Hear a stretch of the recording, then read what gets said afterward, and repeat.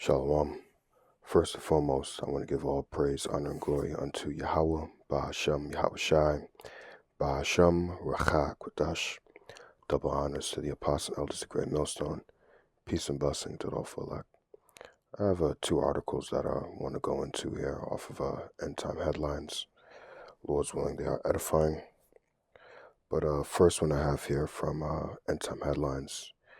It reads, Amazon's Ring doorbells and introduce AI facial recognition, stirring controversy, right? And as I was just sitting here meditating on this and the other article, which this will mostly be me just giving my meditations, I have a couple of precepts here or there, and Lord's willing, the Spirit feeds me with precepts as well, just kind of winging it in the Spirit or flowing in the Spirit. But as I'm sitting here thinking about things, and it's like, as I go through this article, which I'll read it, with this whole push for AI and things like this, Lord's willing, I also name the title, name the lesson this as well. Essentially, it's oppression through convenience, right? And what do I mean by oppression through convenience? Meaning that they're making things convenient in your life, but it's eventually going to lead to your oppression, right? As far as the push with AI, because having things like this, right? People will sit there and probably listen to me, right? Obviously, brothers in the truth will know where I'm going along with this. But like if a person was to hear me in the world, hear me say these type of things, right? Let me read the article and then let me explain what I'm trying to say. So it has here, Amazon is rolling out a significant artificial intelligence upgrade to its Ring video doorbell system that is already generating controversy among privacy advocates and lawmakers. Let's just X out for a second, right? Because I want to build a certain narrative here. Let's just X out that part where it says generating controversy amongst privacy advocates and lawmakers, right? So let's just focus on they're upgrading their Ring doorbell device, right? So what is that upgrade? The new feature known as Familiar Faces uses AI-powered facial recognition technology to identify individuals who frequently appear at a user's front door. This marks a notable shift from Ring's traditional motion-based alerts and raises new questions about surveillance and biometric data, which also want to get into our word biometric. But again, let's just focus on it's an upgrade. They're making things more convenient or better, right? Like I said, it is oppression through convenience, right? With familiar faces enabled, Ring users can label and recognize up to 50 individual faces. These may include family members, neighbors, friends, or even delivery drivers. Instead of receiving a generic alert such as person detected, or my mother has it here as well, I think it says somebody is at the door. Instead of you getting that, it'll say mom is at the front door, because now it recognizes this person as the mother, or it recognizes this person as the father, or it'll say sister, or it may even say said person's name is at the door, right? According to Amazon, the feature is designed to reduce alert fatigue and provide more meaningful notifications by distinguishing between known and unknown visitors. Let's just pause right there. So instead of reading the parts where, or focusing, on the parts where it says that, hey, this is controversial, we're focusing on the Ring door device has an upgrade. The upgrade is where it can more easily identify people. It can now, instead of saying someone is at the door, it'll now say Shalama is at the door, because it recognizes you through facial recognition, right? Hence the reason why they gave it familiar faces, because after a while, you keep popping up at the person's door, it's going to know who you are, right? It's familiar, right? The device is familiar with you. It recognizes you probably after, let's just say, 3 times, right? So if a person, like I was saying, like I want to build a little narrative here to explain my point without focusing on the controversial parts. if a person in the world was to listen to me go into this, right? Because remember, I'm oppression through convenience. If a person in the world was to hear me talk about this thing and say that eventually this is going to oppress you, but it's going to be through the means of convenience, how? This is convenient, instead of me hearing somebody's at the door, right? Now I know, okay, mom is at the door, so I'll just open the door. I don't have to say or look at the machine, who is it or whatever, or look through the people. I now know mom is at the door. I know father's at the door. I know sister's at the door. I know Shalimah's at the door, right? So on and so forth. So that kind of makes me at ease because I know because the device knows who's at the door, right? Familiar faces, it recognizes who it is. That now puts me at ease. I don't have to worry about who is at the door. Is this somebody I know? Is this somebody I don't know? And things like that. No, it says mom is at the door. I know mom is at the door. I'm going to open the door because maybe she don't have her keys. Maybe she lost it or something, right? So that sounds convenient. Like there's nothing wrong with that. What's the issue? But you don't understand that with that, you're giving them access. You may say, access? What do you mean by I'm giving them access? That doesn't make any sense.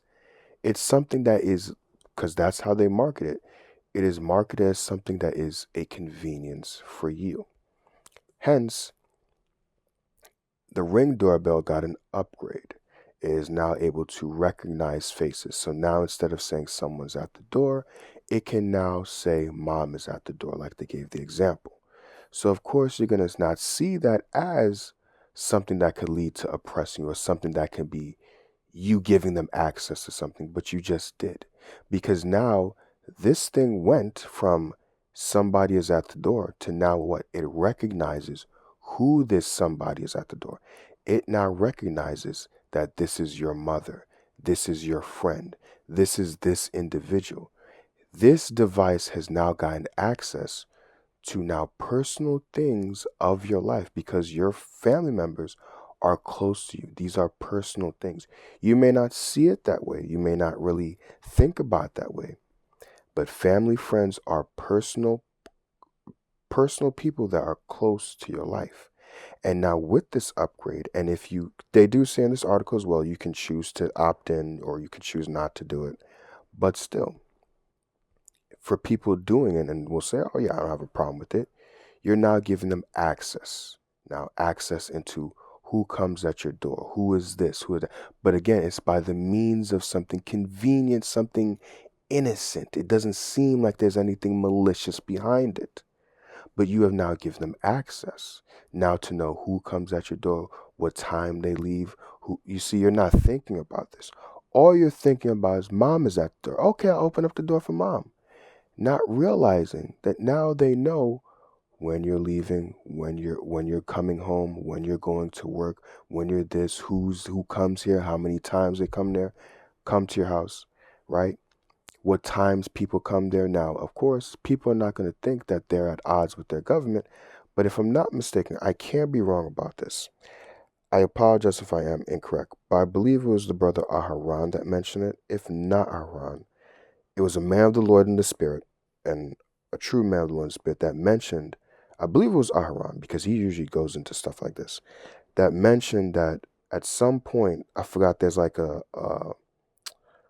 maybe like one of those bills or something. I forgot how he explained it, if it was him, that at some point, at some year, okay, I believe he gave a date as well, that the government is labeled the people, pretty much, for lack of better words, enemy of the state, right? That the government looks at people as the enemy.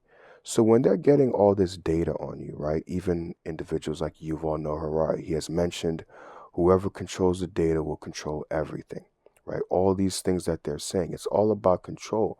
But of course, it's put there out there to you, the people, as a means of convenience. Hence, I'm going to harp on it is oppression through convenience.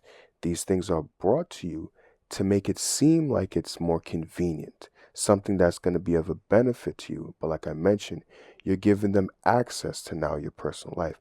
Now, instead, this machine at one point was just somebody's at the door. That's all it knows.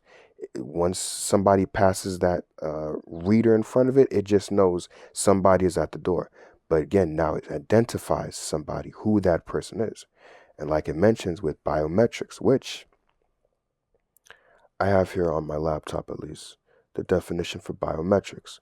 It says the automated recognition of individuals by means of unique physical characteristics, such as fingerprints, voice, typing speed, etc., or facial recognition.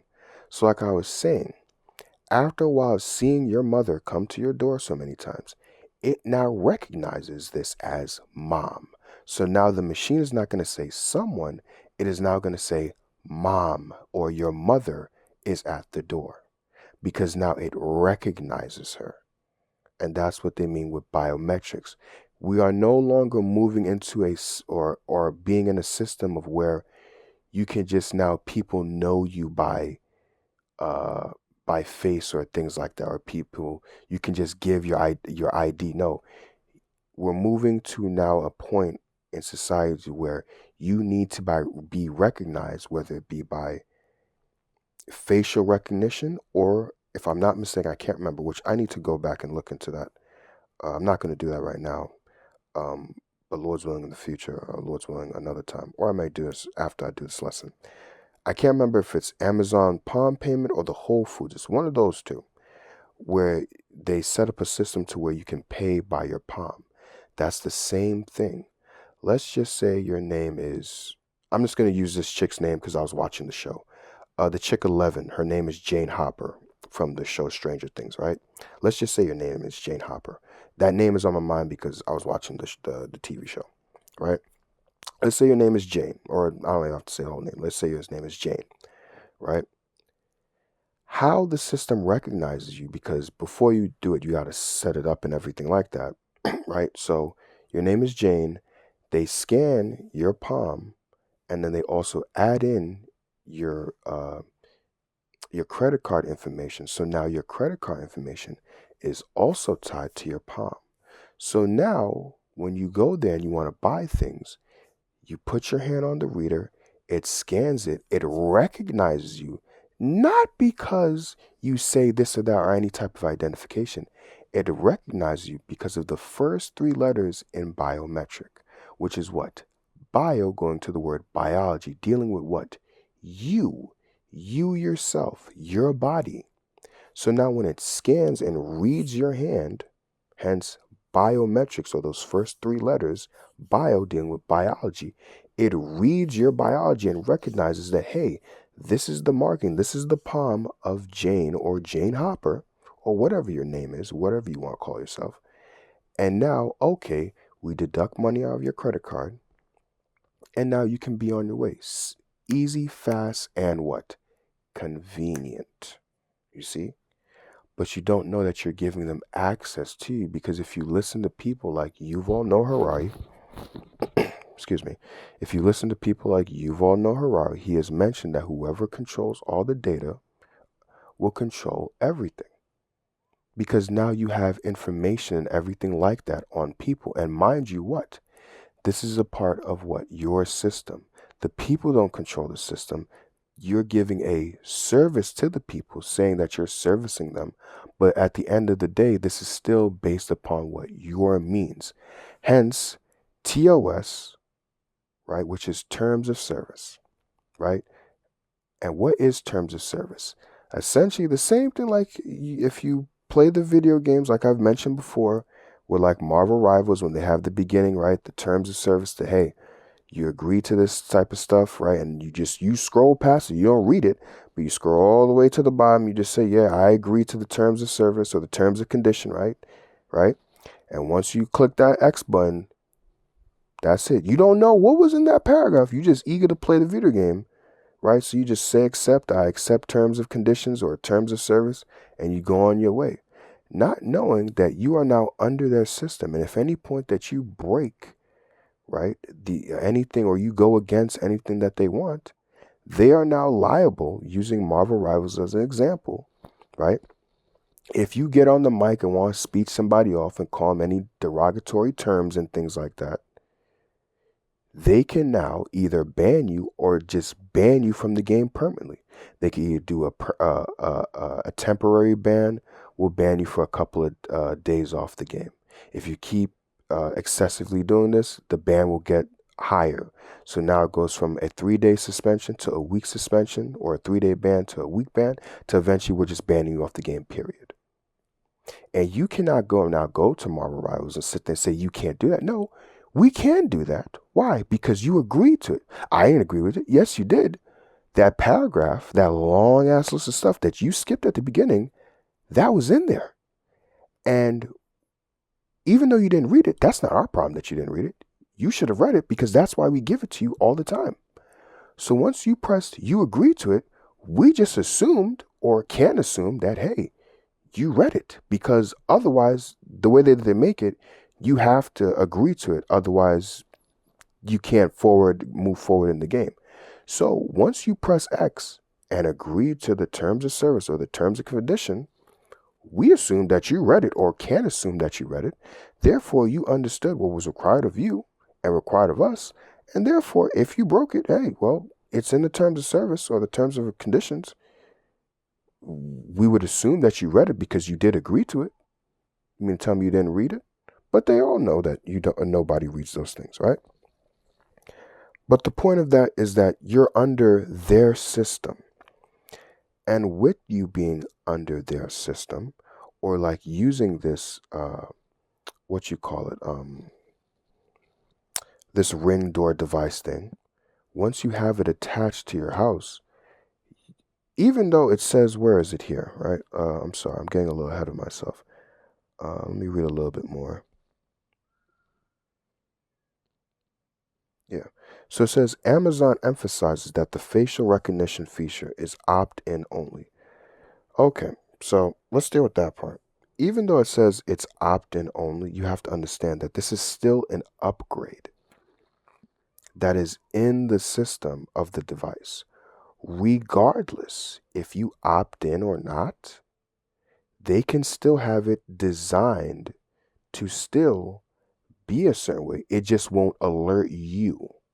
I'll say that again, right? You have to understand that these devils are very crafty. Like the scriptures say, their heart is deep, right? It may not alert you, and you may not opt into it, right? You may opt in for the regular way. I rather just say somebody's at the door. Although it may do that and be programmed that way, it could still be programmed the other way to still read and recognize people's faces. It just doesn't have to alert you. That's all. And you would never know, because number one, think about it. Like I mentioned, you're under the system of their thing. Two, you don't know how the device works. So how could you really even sit? Because some people say, well, how do you know that? Well, how do you even know, right? Because I have, to a degree, even though I wouldn't say it is along the lines of electrical, because the device does deal with electrical, but you can you can design certain devices to work that way, to where you can, like it says, opt out of it, where you don't want it to be that way, but I could still have it programmed and designed in a way that it doesn't have to alert you.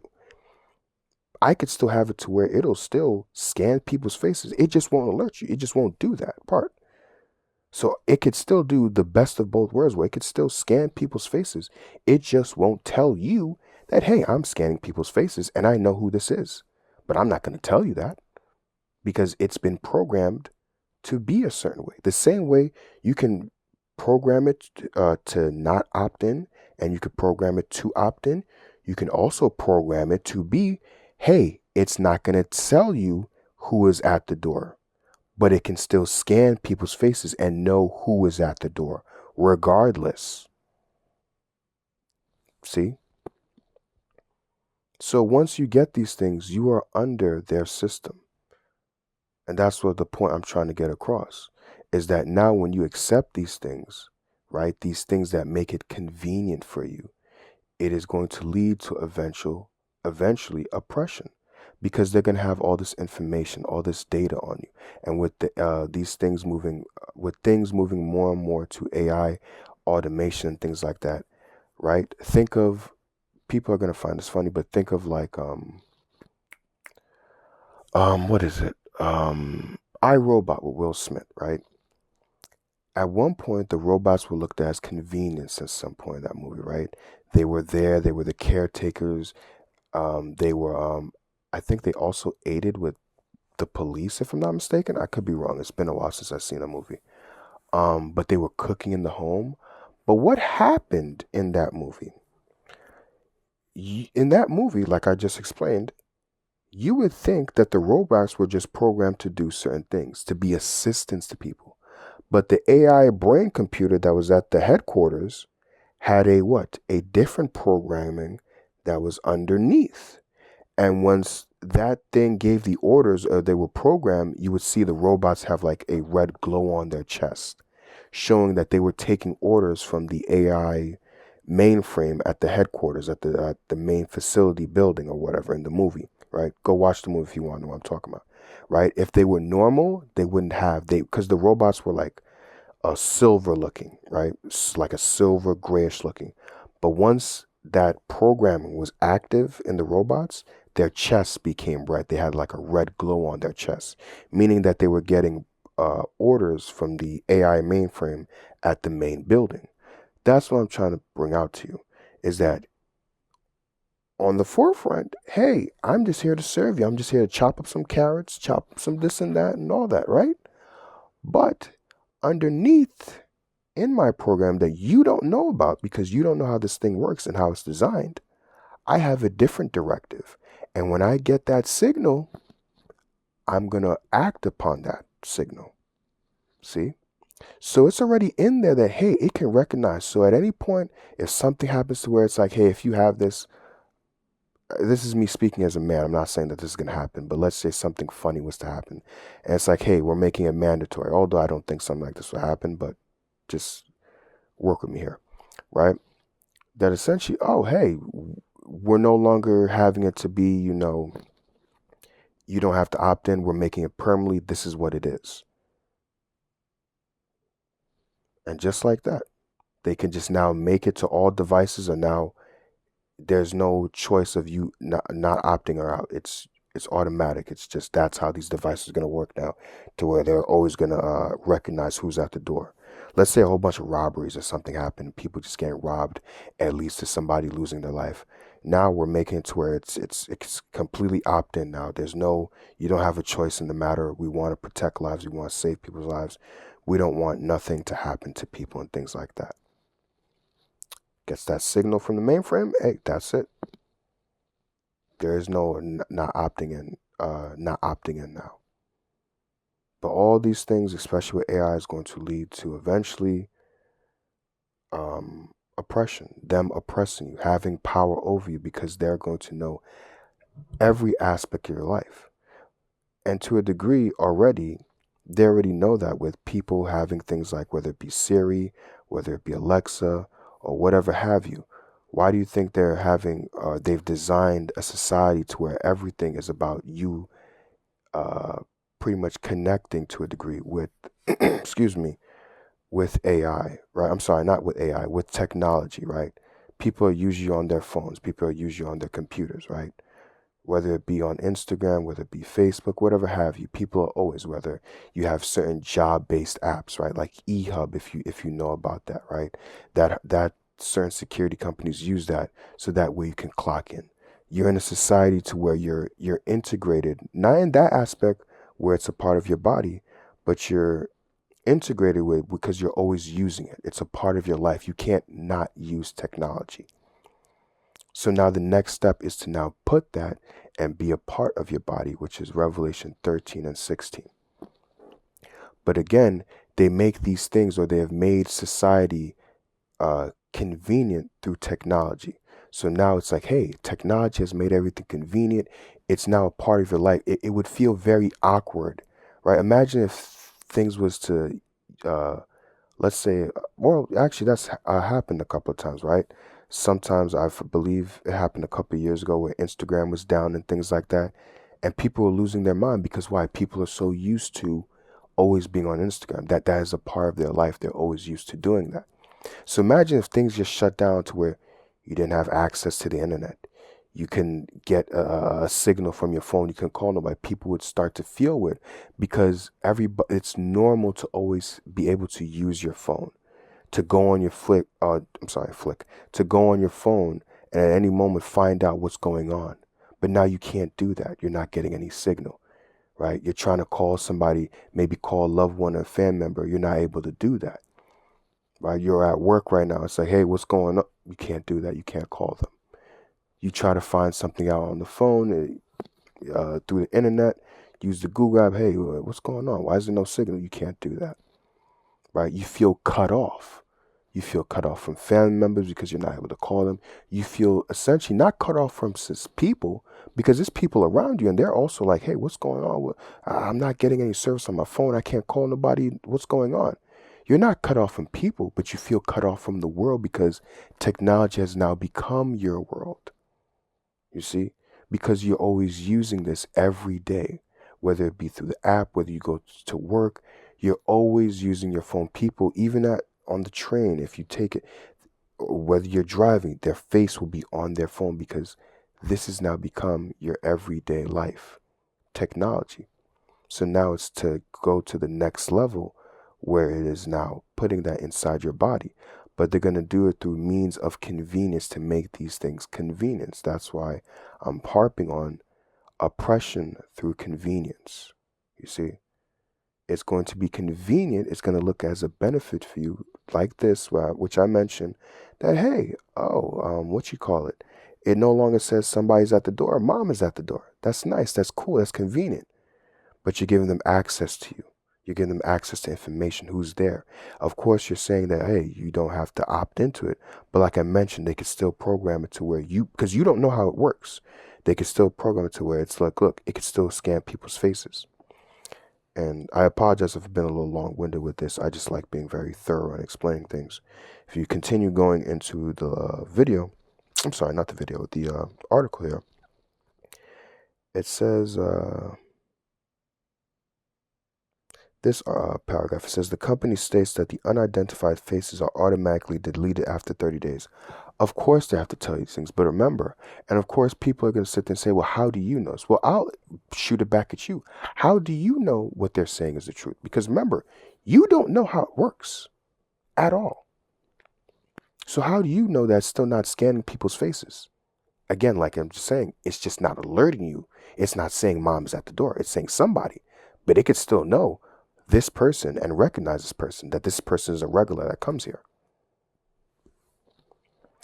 The company states that unidentified faces are automatically deleted after 30 days and that the biometric, which went into that word earlier, biometric data, right, which I'll read it again for you. Biometrics, the definition says automated recognition of individual by means of unique physical characteristics, your facial or facial recognition.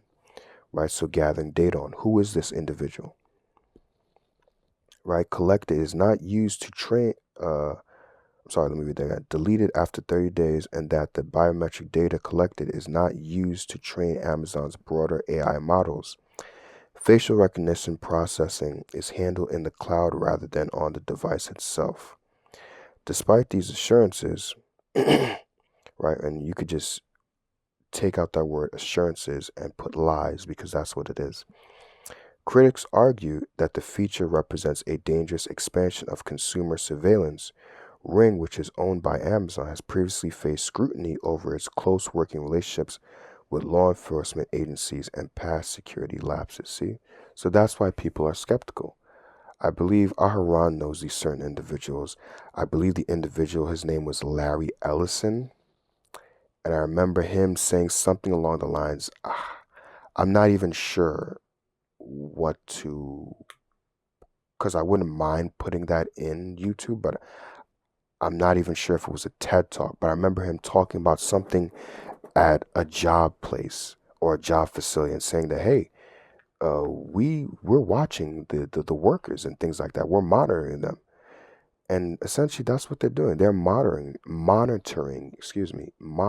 you, watching you, gathering data on you. Again, Yuval Noah Harari, who I'm familiar with. I more listen to what that individual says. Again, whoever, whoever has all the data will control things. Again, oppression through convenience. They make things convenient for you with technology, but in the end, it's going to lead to your oppression because they're going to gather all this data on you, right? Know how you operate, know how you work, and things like that. And then eventually, because you're a part of their system, you're using their thing. If at any point you do something against them, they could sit there and say, hey, we can now take this away or take that away, which is something that the MOTB probably will have, right? Again, like I mentioned with the terms of service.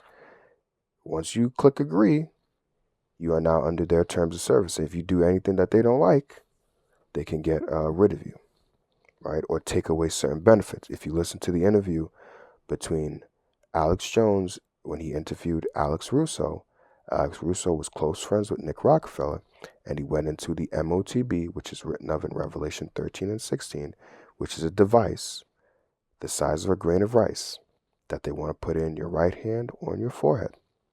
And he says that, hey, with that device, they'll be able to control you. That's the things that Aaron Russo said that was revealed to him by Nick Rockefeller. And they want to control people. And that if you speak out against them, that they will be able to shut off your device and you won't have access to anything. The same example that I was giving, although a little bit different, with Marvel Rivals. Once you agree to that terms of service, which you can liken that unto taking the mark, right, the charagma, you are now under their terms of service, so to speak. And if any point you do something that they don't like, they can cut off access. Example, like I use in Marvel Rivals video game, if you start saying derogatory slurs, start disrespecting people on the mic and saying things like that, they can now sit there and ban you for 3 days. And if you keep doing it, the ban will get extensive, right, longer, to the point where eventually they'll just ban you outright. You see? It's the same thing with the MOTB. You cause an offense, hey, we're not going to give you access to this. You keep offending, we'll take away a little bit more, to the point where eventually we'll really shut you down to make examples of people. You see? But something that was used for your convenience, because that's what the MOTB is going to be looked at. It's going to be looked at as convenience, but it's really going to oppress you. It's going to hold you back. It's going to bring the people down. What is going to be looked at as aid, convenience, salvation, is going to oppress you. As they say, you will own nothing and be happy. You see? Continuing, excuse me. These concerns have included employee access to customer video feeds and exposed account credentials, prompting skepticism that new safeguards will be sufficient. Privacy advocates warn that facial recognition fundamentally changes the nature of home security technology. The Electronic Frontier Foundation cautioned that individuals captured on Ring cameras may have their biometric data stored without explicit consent. Right? That's another thing. You know, let's say the UPS guy comes to deliver a package and now it's scanned. UPS guy here is like, whoa, what the fuck? UPS guy? How the hell you know I'm UPS guy? I ain't consent to this.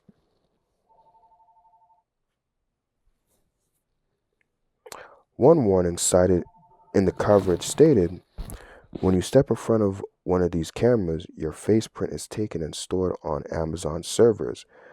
Whether you consent or not, the organization also warned that technology designed to recognize neighbors today could be repurposed for broader surveillance tomorrow. Larger restrictions have already limited the availability of familiar faces due to strict biometric privacy laws. The feature is not available in certain states such as Illinois and Texas, as well as in specific cities like Portland, Oregon. All right.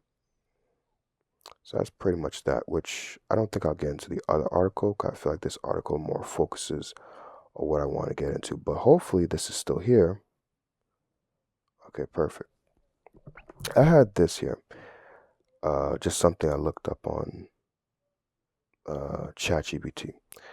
All right, so it says, I put in how I poor grammar there. I should put how can, but I put how AI surveillance can be used to control people, right? And it has here, AI surveillance can control people in several ways, often by influencing behavior and decision making, like the example I used with Marvel Rivals, right? If you know that they're listening, right, and somebody could report you and say, hey, this person, because think about it, right? You play Marvel Rivals, or maybe let's just use Call of Duty as an example as well, right? You have a match, right? You're on mic. You begin the match. You say, "All right, let's go, boys. Let's have a good game. Let's let's beat these guys up or something like that, right? Let's go out here and dominate." But things don't go your way in the match. Dudes suck. Ain't nobody killing nobody. You over here, you 40-5. You may be killing it on the team. But here at the, another dude may be going, you may be the only one going positive. Dude over here may be 20-20. Another dude at the bottom, he feeding, so he over here, he 5 kills and 30 deaths. He over here feeding the team. He over here giving them all the points. Right? So you start to get frustrated. You're like, yo, what the hell's going on here, bro? Like, yo, what's up with y'all, man? Right? I'm trying to keep it a little PG, but you know how Jake talk, right? You're like, yo, what's going on here? Yo, we supposed to be doing it. They're like, yo, push, man, stop. All right, fuck it. I'm gonna just pardon my language if you have kids around, but you're like, yo, push, man, stop being a bitch, man. Yo, stop feeding, man. What's wrong with y'all niggas and things like that, right? And then somebody may come on the mic and say, yo, man, chill out. It's just a game. Maybe let's say it's the guy who's only has 5 kills and 30 deaths. And you look and see who's talking to you, right? Because usually on the game, somebody's name will pop up on the side. Or let's say the top right or the top left, and it'll have like the little mic icon, so you know who's talking to you, right? Let's say the name's guy is Jason the Sun, right? Jason 4528 or something like that. He sits and say, yo, chill, man. Like, why are you acting like that? It's just a game. You be like, yo, who the fuck is you, man? Like, nigga, get the fuck out of here, man. Like, you over here at the bottom of the leaderboard. You 5-30, man. You the reason why we losing.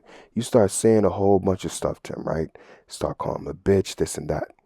You don't understand. Although Call of Duty may not tell you, everything like that is recorded.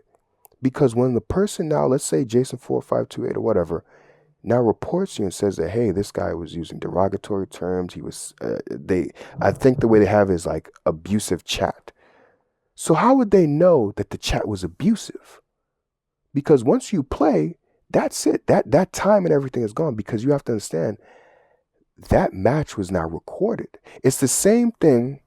Like sometimes when you call somebody, it's like a customer service or whatever. Let's say you try to return an order. They'll say that this, I forgot how it's said exactly. They'll say this call or whatever will be recorded for training purposes or whatever, or quality assurance or whatever like that, right? So that way, I'm sorry. So see now that a talk between you and the customer service person that's helping you is now being recorded. The same thing like those matches on Call of Duty on Marvel Rivals. Those matches are being recorded. Even your voices are being recorded. So now, because you have to think about it, you could just report anybody, right? Because let's say nothing said at all, and you go and report this guy and say, oh, this guy was abusive chat, right? You were just angry at him and he went 5-30, or let's say 5-50 or something like that, right? And you report him for something which he really didn't do.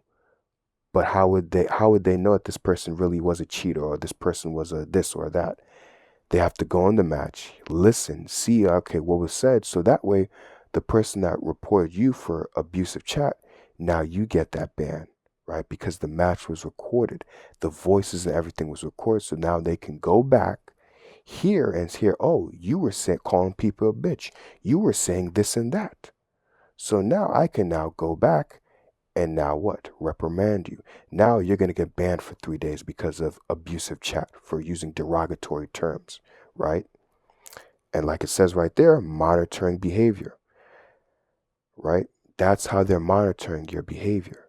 So now if you know that they're monitoring your behavior and watching you and listening to you and things like that, you're going to be cautious how you speak on the mic, right? Because like it says, AI systems can analyze vast amounts of data from cameras, social media, and and online activities to track individuals' behaviors and choices. This can create a sense of being constantly watched, which may discourage certain actions. That's why I gave that example I just gave. Because now you're going to be discouraged because if you don't want to be banned off the game because you like playing, you're not going to sit there and be like, you know what? I ain't gonna sit there and turn my mic on and sit here and argue with anybody. I'm gonna keep my mouth shut. If we lose a game, this guy goes negative, this guy goes 0-50. I ain't gonna sit there and say nothing. Better luck next match. You may want to call him a bitch. You may want to sit there and say this, but you can't because now through AI surveillance, you knowing that they're watching you, it is now controlling your behavior. But you see, like I mentioned. It seems like something that's a convenience, but what is oppressing you, it is stopping you from doing something. You want to talk. You want to tell this dude that's 0-50, pick it up, buddy. What the fuck you doing? But you can't see they're controlling your behavior now. Now, this may seem like something silly and stupid because it's a video game example, but it still stands. They're now watching what you say. It's the same thing I could give the other example of this call will be recorded for such and such purposes. So now the person who has the job now knows that. They now know because they're being controlled. They know that their behavior and what their speech will be monitored. They know, hey, I can't say anything. I got to watch how I talk. Even if the person sits there and calls me a bitch, this and that, I have to watch how I talk. Even the same thing with us. Angels are monitoring us. So we have to be cautious about how we talk, how we act, and things like that. Right?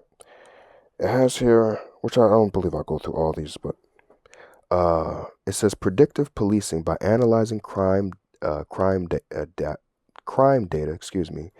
AI can predict where crimes are likely to occur. If I'm not mistaken, didn't they mention that with the Gideon project? If I'm not mistaken, which, if I'm not mistaken, is likened to that Tom Cruise movie, Minority Report, pre-thought crime.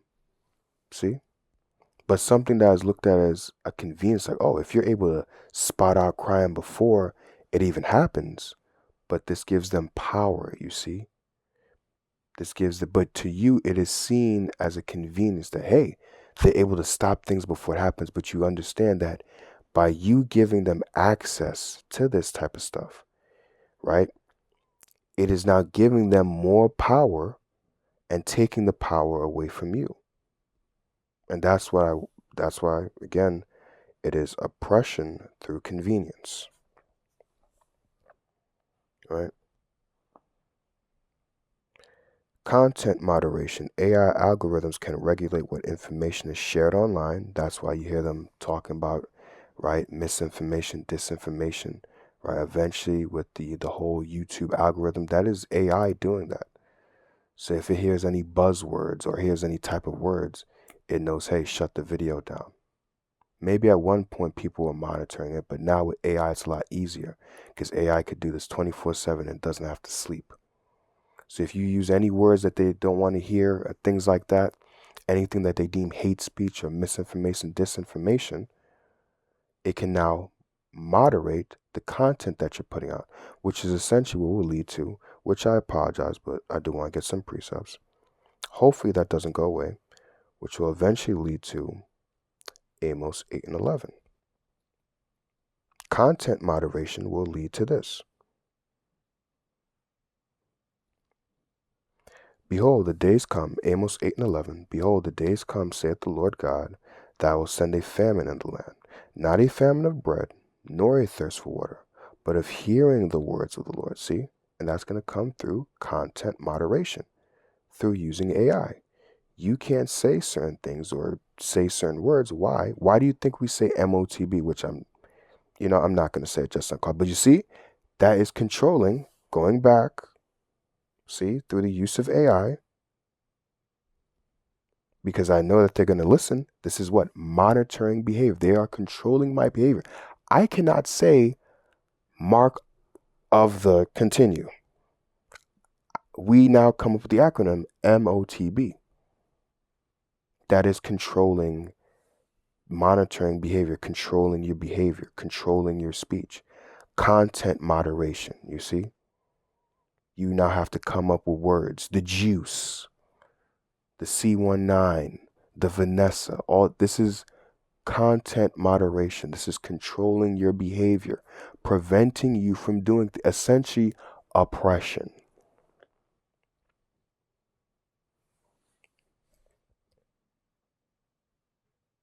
Which I believe I'll stop with that, because I believe with those 2 points right there, hopefully the point was made on that, right? But going back, or at least going here, I had this. This is 2 Corinthians chapter 2 and verse 11. Lest Satan should get an advantage of us, for we are not ignorant of his devices. And when you go into that word devices, it means schemes or plans. So we're not ignorant, right, of these things that you do gradually to bring it out to the people and show it as being a means of convenience, but eventually, like I said, is going to lead to oppression. You see? Right? It's going to be leading to where they get more power of the people, and they'll be able to have more, they'll be able to have more power over the people to be able to do what they want. Essentially leading to eventually you will own nothing and be happy. 15-minute seeds, you won't be able to go anywhere. All these things are also incorporated. All these things are also there as well. You won't be able to go anywhere. You won't be able to have anything. It's about them essentially being like a God over you, where we will have the say-so of what you can and cannot do, what you can and cannot say, where you can and cannot go. But all these things that they brought to you, it looked like it was convenient. It looked like it was going to save the day. But you see, the ends are going to be a means of oppression. So I'll end it here, and apologies that this video didn't have a lot of precepts, but I just want to get out the thoughts, that the things that I was meditating on. So, but still pray and hope that this video was edifying. In ending, I want to give all praise, honor, and glory unto Yahweh, Bahasham Yahweh Shai, Bahasham Rachak Wadash. Double honors to the apostle and elders of Great Millstone. Peace and blessing to the all for elect. Shalom.